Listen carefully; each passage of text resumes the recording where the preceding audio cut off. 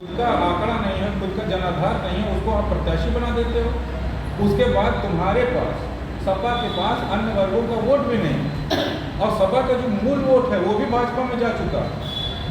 तो सिर्फ मुसलमान की बदौलत सपा जिंदगी में वो जीत नहीं पाएगी कोई सीट सिर्फ समीकरण से जीतेगी। मुस्लिम दलित गठजोड़ और अन्य वर्गों का जो विश्वास है बसपा सरकार में, बसपा पार्टी में, उससे जीतेगी।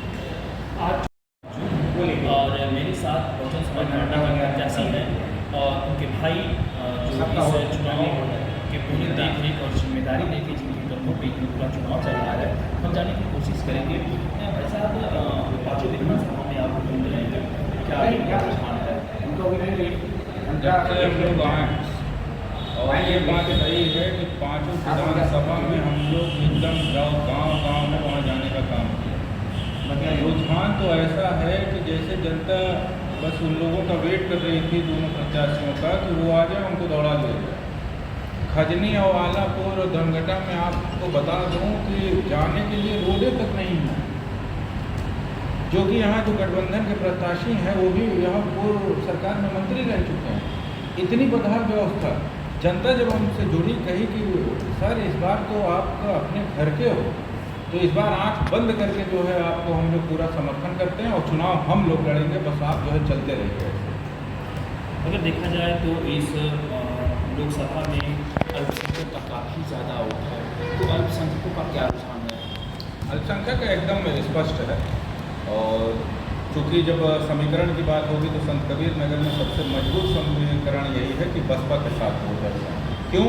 क्योंकि उसकी वजह, मैं खुद माइनॉरिटी से आता हूँ, तो उसके साथ जो है 6.5 लाख वोटर उसके, मेरे खुद के 4.5 लाख दलित भाई हैं, और बसपा में अन्य वर्गों का भी वोट है, जो कि भाजपा से पूरा देश नाराज चल रहा है, जनता नाराज चली, उसका भी वोट हमको मिल रहा है। और अगर एक बार और क्लियर कर दे रहा हूँ कि गठबंधन के जो गठबंधन चिल्ला रहे हैं, इनके पास कोई वोट नहीं है। क्यों? उसका कारण, ये पूर्व मंत्री रहे, कोई काम नहीं किया गया। उसके बाद जब इन्होंने खुद अपने घर में प्रधानी लड़ी, तो ये प्रधानी घर वालों ने इनका सपोर्ट नहीं किया, क्योंकि इनका कार्यकाल देखा गया। इसलिए सारा समीकरण दुरुस्त बसपा के द्वारा हो रहा है। सैयद नदीम अशरफ साहब जो प्रत्याशी हैं बसपा के, सारा रुझान उनकी तरफ है, और सारा जितना आपार जनता का समर्थन मिल रहा है उन्हीं को मिल रहा है, क्योंकि वो यहाँ के हैं, शिक्षित हैं, योग्य हैं। तो समाजवादी पार्टी के पदाधिकारी कार्यकर्ता लगातार कह रहे हैं कि बहुजन समाज पार्टी के प्रत्याशी, बहुजन समाज पार्टी के लोग भाजपा की बी टीम हैं। वो ऐसा इसलिए कर रहे हैं क्योंकि अखिलेश यादव ने उनके डमी कैंडिडेट भेज दिया संत कबीर नगर में। डमी कैंडिडेट कैसा होता है?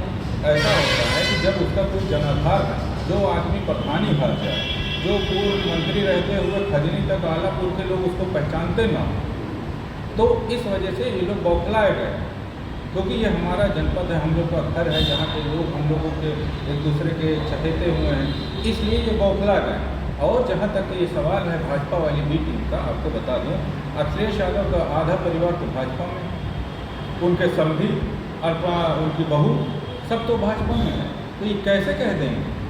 और एक माइनॉरिटी को अगर ऐसा कह रहे हैं तो यहाँ के मुसलमानों को फिर ये लोग ठगना चाह रहे हैं। क्यों?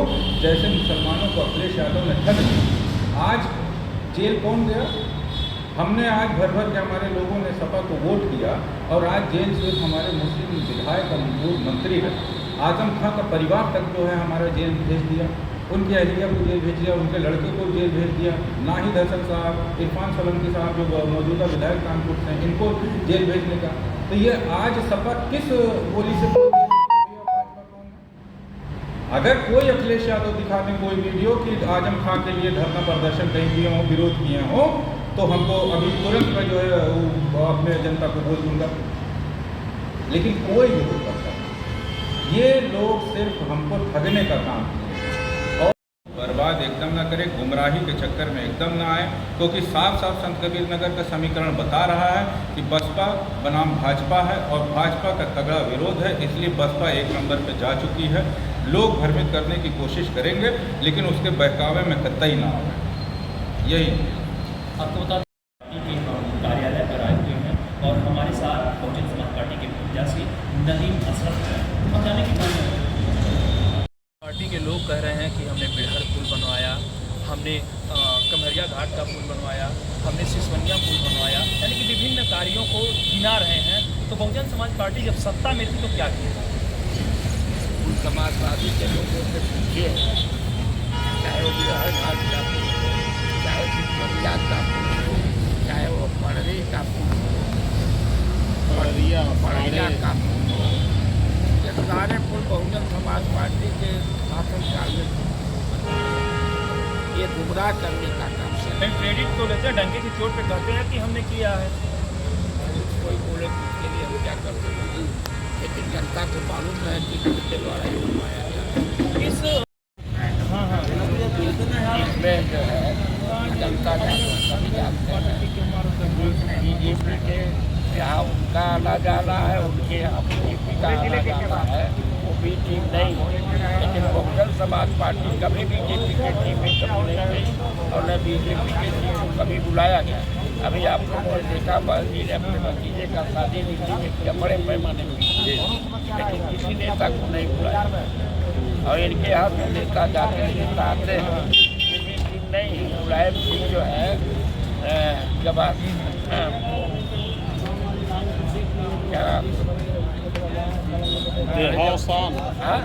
देहावसान या नृत्य भी नहीं। अरे जब वो शपथ ग्रहण था, ये मुलायम सिंह कहे कि हम चाहते हैं कि मोदी जी तीसरी बार भी प्रधानमंत्री बने, ये भी ठीक नहीं है। ये तो पार्लियामेंट और इनके जो है देहावसान में जो है सारे बीजेपी के लोग हैं, ये भी ठीक नहीं है। वही मानवर कालसी राम साहब का जब देहावसान हुआ था, बीएसपी ने किसी को नहीं बुलाया। लेकिन एक बार और एक सवाल है कि समाजवादी पार्टी के जो राष्ट्रीय अध्यक्ष अखिलेश यादव जी हैं, वो कहते हैं कि पीडीए का नारा लगाते हैं, कहते हैं पिछड़ा, अल्पसंख्यक, अनुसूचित सब हमारे साथ हैं। तो बहुजन समाज पार्टी के साथ कौन है? खाली नारा लगाते हैं, कहाँ पीडीए के अनुसार चल रहे हैं? अगर पीडीए के अनुसार चलते हैं